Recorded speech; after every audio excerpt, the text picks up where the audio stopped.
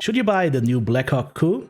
Hi friends, I'm TTB, welcome back to Mechwarrior Online. Today I want to talk about the new Inner Sphere Omnimech that was added to the game this month by PGI, the Blackhawk coup. It's a 60-ton Inner Sphere Omnimech. A lot of people have been asking me, TTB, is it good? Should I buy it? And I want to use this video to answer this question.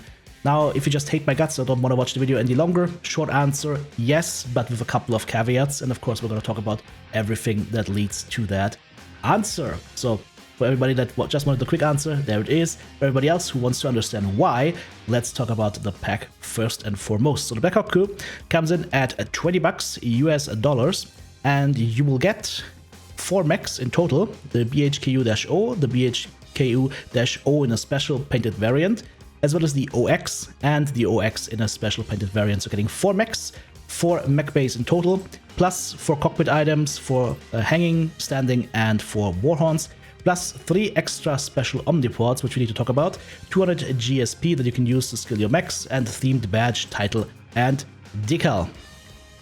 Blackhawk coup will be released for MC and C builds on October 22nd and December 10th patches respectively, so that is in 6 months from now. If you look at the mech specs, I already said it, we have an Inner Sphere 60-tonner. The mechs have a fixed XL300 engine. It's an Omnimech. You cannot exchange the engine. You will have to play an Inner Sphere Omnimech with an XL engine that cannot be exchanged. You will have to play this with an XL engine. If you lose your side torso, you die. Period. There's no way around it. Top speed is going to be 81 kph. We have standard internal structure, which is also something that we need to talk about. 16 double heatsinks internally, 5 jump jets, fixed, no ECM, no mask. And then of course, in terms of hardpoints, there is 2 different variants. One variant comes with hardpoints for a total of, 12 energy weapons, 5 in each arm, and then 1 in each side torso. The other one, it would be the OX, comes with 7 energy weapons in each arm. Okie dokie. Now we've talked about the loadouts that these mechs come with. We talked about the peculiarities, and all in all, I think price point, I would say, is fair, especially with the extra goodies thrown in. There's also an extra event where you can get some extra stuff. Let's talk about that real quick. So the Blackhawk coup challenge event is currently running. At the time of making this video, you have 48 days left to get all these challenges done. What you have to do is you have to play 5 matches in the special variant of the BHQ-O. For that, you will get 1,000,000 C bills, 100 MC, and another 25 GSP. You have to do the same thing in the BHKU-O non-special variant, same rewards, and then in the OX, as well as the OX special variants. So all in all, right here, up to this, you get 100 GSP plus 4,000,000 C bills and 400 MC. And then there is also the cockpit item challenge where you have to do 500 damage in each of these variants, and you will get another set of 2 hanging items, 2 warhorns, and 2 standing items. So all in all, not bad stuff to get here. And since you're going to be playing these mechs anyways, you should have no problems getting these done. These should be done like relatively quickly. Like you can knock them out in a couple of hours just by playing and enjoying and learning your new mechs. Here are the cockpit items, the standing item, the hanging item, and the Blackhawk coup warhorn. Style, of course, is copy and paste from the past few mech packs. Here's how the warhorn sounds.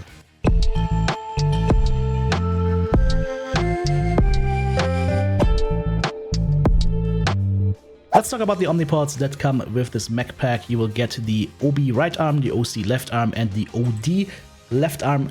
These 3 omnipods will allow you to equip ballistics weapons as well as missiles to your mech, and they all come with extremely strong quirks to offset a couple of problems that this mech has, which is of course in the amount of weapons that you can actually bring because of tonnage limitations. So if we look at omnipod quirks real quick, if you went with the 8-piece omnipod bonus on the OX, you will get 10% medium laser family heat gen, 10% medium laser family range, and medium laser family hate skill limit +1. The OX being the one, of course, that has 7 energy hard points in each arm, so the +1 medium laser family hit skill limit makes a lot of sense here for medium laser or ER medium laser builds. The other variant would be the O, and the O Omnipod bonus is 10% range and 10% less medium laser family heat gen. Now the O has 1 extra energy hardpoint in each side torso, but only 5 energy hardpoints in the arms. But of course, It's an Omnimech, so if you don't care about the Omnipod bonuses, if you don't care about the 8-piece bonus, then you don't have to equip all the Omnipods, you just equip the Omnipods that you want for your mech.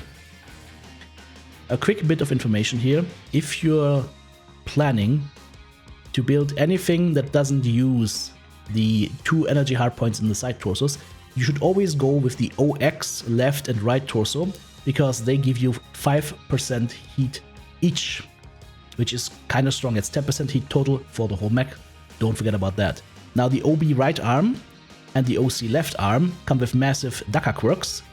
25% less UX jam chance, 30% ballistic cooldown, 20 extra armor on the arms, and then ammo capacity out the wazoo.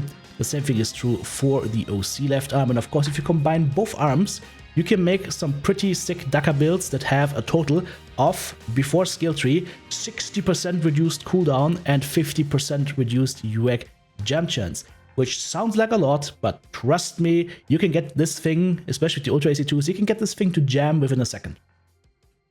We've done it multiple times. So these quirks seem OP, but they're really not, because the jam chance is still there and you will still jam. So I don't know what's going to happen to these quirks. Of course, there's always a danger that you look at these quirks, you think, oh, this is awesome, and you buy it, and then in a month from here, Cauldron and PGI go like, yeah, you know what, this was a little bit too strong, we're just going to remove that.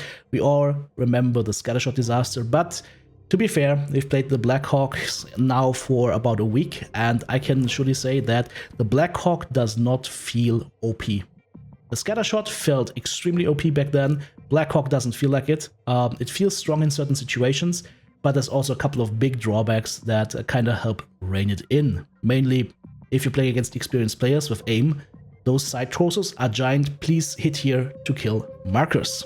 What's on the plus side of this mech? It's a new mech. It has never been here before. We have the Inner Sphere Omnimech technology for the first time ever in the game, and you can mix around this stuff to create some kind of nice and creative builds. And we'll talk about a couple of builds later on in the video, I promise that. So that's definitely on the plus side. It's also surprisingly durable sometimes if you're playing well around your jump jets and if you're playing around cover. If you don't do that and you just blatantly stare at the enemy and you're fighting people that know what they're doing and that have builds that are good at dealing PPFLD damage, they will quickly take your side torsos and you will die. Oh. Nice. Target spotted.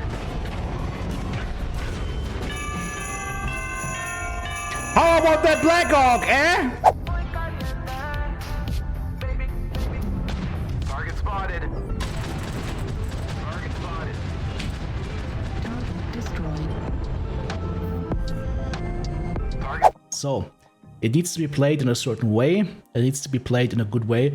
If you don't do that, then your survivability will go down quite a bit. Yeah, those torso numbers, 73 on the side torso plus 57 structure. Right now with all the skill tree, it sounds good, but this is literally 2 volleys from a specialized mech and a player that knows what they're doing, and you're dead. So keep that in mind. It's not a mech where you just sit around and then Daka on without moving, without using your jump jets. If you have some good movement, if you use your jump jets, if you use cover, if you use good game sense, then you can have some really fun and really good matches with this.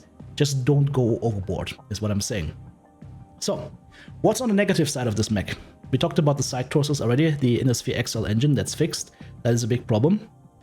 Another problem is the 5 fixed jump jets, which you can't get around. There's no other omnipod that you could use. It's 5 fixed jump jets, so your 60-ton Inner Sphere heavy mech is actually a 55-ton Inner Sphere medium mech with 5 jump jets on top. That's a problem, because these are heavy jump jets, so they're taking 1 ton each. So your 60-ton mech is effectively a 55-ton mech that does not get access to endosteel or ferrofibers. So you have the problem, and that's the reason, by the way, why we have these insane quirks specifically for ballistics. And I haven't talked about the missile arm there. We'll talk about that in a second. But the reason why we have such strong quirks on this is because you really can't equip that much. The highest you can go, realistically, is double Ultra AC5s, and that's it. You can't take anything else. Your ammo is severely limited. That's why you need these strong ammo quirks, because you literally can't put anything else on there. And the reason for that is very simple, and I'm going to explain it to you why this is the case mechanically. You can't have endosteel and you can't have ferrofibers for one simple reason. Inner Sphere, Endosteel, and ferrofibers. Full Endosteel, full Endosteel, or full ferrofibers takes 14 slots. 14 slots. You know what 14 slots is? This right here is 6 slots on each side torso, plus another 1 slot in each arm. That's how much you would take away just by using one of them. You can't even use both of them. It wouldn't fit in this mech right now. On the clan side, this is 50% reduced. So Endosteel, 7 slots. Ferrofibers, 7 slots. Not a problem. At this point in time, even the most glaring blind clan fanatic should realize how good clan tech is and why Inner Sphere mechs have so brutal quirks, because they have no chance otherwise to compete with clan tech. It's super simple. I get this question all the time, oh, why do clans don't get better quirks? Because your innate tech is already such superior stuff. So you will have to deal with a mech that is effectively 55 tons if you remove the jump jets, fixed engine, no endosteel, no ferrofibers, so that means that you don't even get your full tonnage, because let's say you have a 55 tonner, you could fix endosteel in there, like a Shadowhawk or whatnot, you would go and use endosteel for sure. That's great to get like another, what, 3 tons or so? Yeah, you don't have that here. So once again, because we don't have that, we cannot equip certain weapons together with other weapons. If you want to run, let's say, for example, Ultra AC20, you run the Ultra AC20, that is your only weapon, because you just can't get more tonnage in. So that's unfortunately a drawback as well.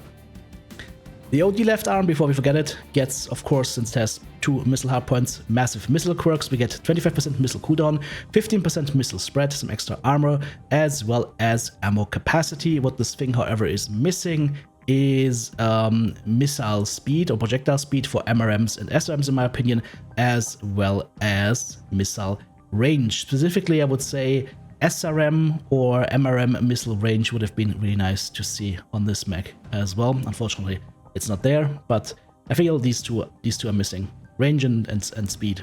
Spread and cooldown are nice, but range and speed would be even nicer. Okay, now I've talked about this mech a lot. We've talked about the benefits, we talked about the drawbacks. How does it handle? Handles pretty well. Like I said, you need to know a little bit what you're doing. You can't go in too blindly and you can't face tank too much. There's a lot of strong builds out there that you can run. In my opinion, some of the strongest builds are the WX5 builds as well as the 7ER medium laser builds, but you can also go with tons of other builds. And let's talk about a couple of these builds to give you a couple of ideas on what to play. Let's start with the Dakar builds, double Ultra AC2s right here, plus 4.5 tons of ammo. It's ammo for days. If you run the Ultra AC2s, you want to make yourself a... you definitely want to run this with a macro, otherwise you will get repetitive strain injury. So one mouse button shoots both Dakar weapons, the other mouse button runs a macro that just keeps pressing the Dakar button every 100 milliseconds or so. You will jam very quickly. The reason why this is not OP, even though it says 60% less cooldown plus 50% less jam chance, guys, you press this button for half a second or a second and one of your guns is gonna jam most likely. The highest we've gone so far without jamming was like 3 seconds of shooting and boom, jam. So the quirk's really not that OP. It works okay. Nice long-range Dakar bolt. What we've also done is we have run this with just normal AC2s, which of course is a very similar build. In this case, I also added case to the arms. That is also good to add, of course, to the Ultra AC build. I forgot that there, because if one of the arms gets blown away and you have an ammo explosion, that might actually take the torso with it. So make sure to case that. The AC2 build, you can actually have the luxury of a TC Mark 1 in there, getting another 5% projectile speed. Then here we have the Ultra AC5 build. For the Ultra AC5 build, or the higher tier, bigger Ultra autocannons, you have to shave the head, you have to shave the legs, you have to shave the arms, you have to go basically high risk, high reward. You could just go with 1.5 tons of Ultra AC5 ammo, but I found that 2 tons is the sweet spot. But it is more risky, you're halving your legs and you're shaving the arms a little bit, and the cockpit armor is non-existent. So again, you have to make a lot of sacrifices because, once again, you don't even have the ability to run light ferrofibers here, or endosteel, which would be no problem because we have enough slots, but we are just not allowed to equip it because it's fixed. So there is that. Now is your problem, as they say. And then right here, the AC5 build to boot. 2.5 tons of ammo, 2 AC5s. And let's have a look at an energy build right here. This would be a 14 medium laser build. you just use the OX right arm and OX left arm. And like I said, in this case, you want to use the OX right and left torso.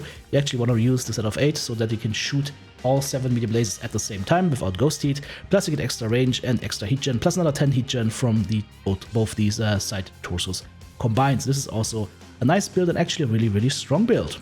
This right here is probably the strongest medium laser build that you can run at this point in time. Double heat sinks in the side torsos, 1 TC Mark 1 in the head, 7 ER medium lasers in each arm, together with the extra range and the extra cooling. This is really, really nice to run. You don't have to get in as close to your targets, and you can use your massive jump jets to their full advantage. Like I said, the drawback is those jump jets are fixed. The benefit is you have a lot of jump jets that you can make use of to pop-tart, shoot targets, and get into cover back again. Just don't overjump too much. So you can easily use those arms to shoot at targets that are below you, above you, take down UAVs. Realize Mech, I think the beam laser build, if you are careful, don't alpha strike this, you will instantly kill yourself. Then you can have really, really good matches with a build like this. Definitely one of the highlights for sure. If you want something a little bit more exotic, if you feel like a close range monster, if you want to go brawl with a mech that dies due to side torso very easily, 14 small pulse laser is a little bit of a monster. This thing will chew through legs like nothing. But you have the full detriments, of course, of having to get extremely, and I mean extremely close to your targets to shoot all of this. Another combination that you might do is the good old Mechwarrior combination. I already showcased this in a build video, but in case you didn't see this, we're gonna go ahead and go over the build here real quick. I did that on the BHKU-O. And the combination is 2 large lasers in the side torsos. That's why we're using the O torsos this time. Plus we have 7 small lasers in each arm. Now the reason why I'm using the O and not the OX arms, not the O arms, is so that we can add another 2 small lasers, just giving us a little bit more firepower. 70 damage up close is nothing to laugh at a range of 185 meters. And then of course anything further out, you just use the large lasers at an optimal range of about 550. Plus we also can get a TC Mark 1 in here, which is also nice as well. And once again, we're shaving the head and we're shaving the legs a tiny bit. This is a good one. You could also exchange those large lasers potentially for snap those PPCs, for example. Then you maybe want to run the full O Omnipod bonus set. That way you could run it with just 5 small lasers in each arm and get the benefits of the 10% extra range. What I haven't done yet though is run a missile build, so maybe we want to go ahead and have a quick look at how one of those might actually look like. So let's take the OD left arm and let's remove everything right here. Let's just strip this mech. And let's see, so OD doesn't exist for 8-piece set bonus, we don't have to worry about that, so set bonus is out of the door. Either it's going to be an arm mounted build, so you don't need the torsos, or you need the torsos because you're using those torso mounts and you will just add the arm as well. So the easiest thing you could do is 9 small lasers and 2 SRM6 Artemis. That probably would be not a problem to fit. Also, yes, let's go Artemis guidance. You would have your 2 SRM6 Artemis here. You would add small lasers everywhere. This is going to be a short range brawl build, of course.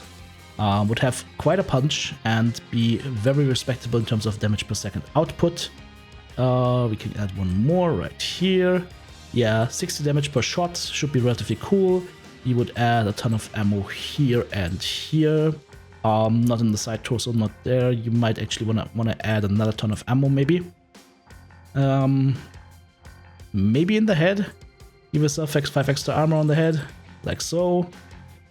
We're just building this live right now, so this is not pre-planned or anything. Just add double heat sinks here, and boom, you've got a nice brawler. Yeah, no problem, easy to use with the SM6 Artemis.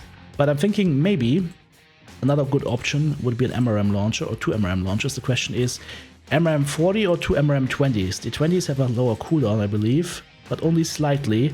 So it might actually, but they can deliver their payload a lot faster. So an option would be, let's have a look how this would look like with 40. You might want to go with the other side torsos then, in order to get in the extra 10% heat. So we would go with the OX torsos right here, boom boom. And then the question is, how much tonnage do you have left? You cannot get in 7 medium lasers. Again, the problem as before, we don't have access to endo steel or ferrofibers. So I think the 40 is out of the picture unless you're going with small lasers, which kind of defeats the MRMs in the first place. Maybe something like a 30 or a a 20 and a 10, these have the same tonnage, so it doesn't really matter. Would deliver the misses a little bit faster, but would also lead to desync between those weapons because they might have different cooldowns, yeah, 0.2 seconds apart. So if you run something like this, you could actually add 7 ER medium lasers on the other arm, maybe. Let's see if this works. We're getting extra armor, right? Yeah, that's a lot actually, plus 480. That is a lot, that's 1,000 rounds right here, so 1 ton of ammo is definitely enough. Which means that we could keep this arm. And now we need just half a ton, which we can get by shaving our cockpit once again, like before. And now we have a mech that can deal 65 damage at an optimal range of about, what is that, 410 meters? MRAM 30 and ER mediums, definitely a potential combination you could run. You could also think about running the good old Thunderbolt missiles, or like we used to call them on the stream,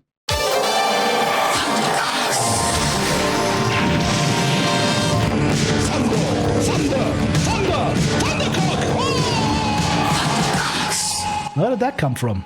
In any case, let's say you wanted to run a Thunderbolt build. What could you do? Well, as far as tonnage is concerned, you don't really get that much tonnage. So anything above a Thunderbolt 10 is not going to be possible anyways. Like 2 Thunderbolt 10s, you're almost at capacity, right? So if you run this, let's say with 2 Thunderbolt 10s, you might add... It's going to get silly, but you might add a tag laser, right? And then you would have like 3 tons of ammo, which should be enough ammo for this. And that would actually be your build. You would just be jumping around, flying around with your tag laser, your 2 Thunderbolt 10s. It doesn't sound like much damage, but the cooldown should be relatively low. And if you can keep flying around and keep shooting as much as possible, you should be able to do some serious damage. I mean, you're going to get, what is that? 120, so that's 360 shots. So, okay, yeah, that's 180 salvos. You could do a lot of stuff with that, potentially. The other option, let's have a look at what is the 20 looking at. 15 tons. You could run a Thunderbolt 20.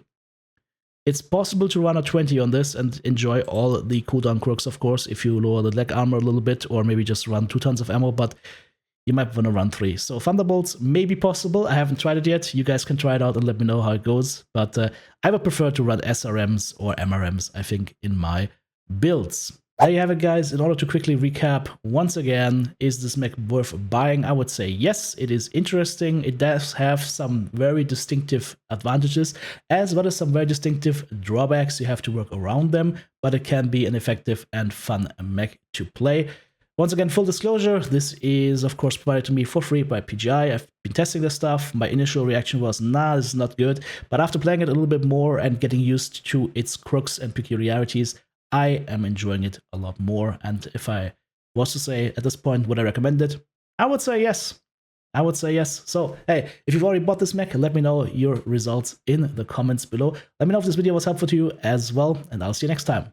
Thank you so much, supporters. Couldn't do it without you. If you want to join Team TTB, check out the join button right here on YouTube, super thanks button in the comments section, or of course the links to Patreon or the merch store listed in the video description.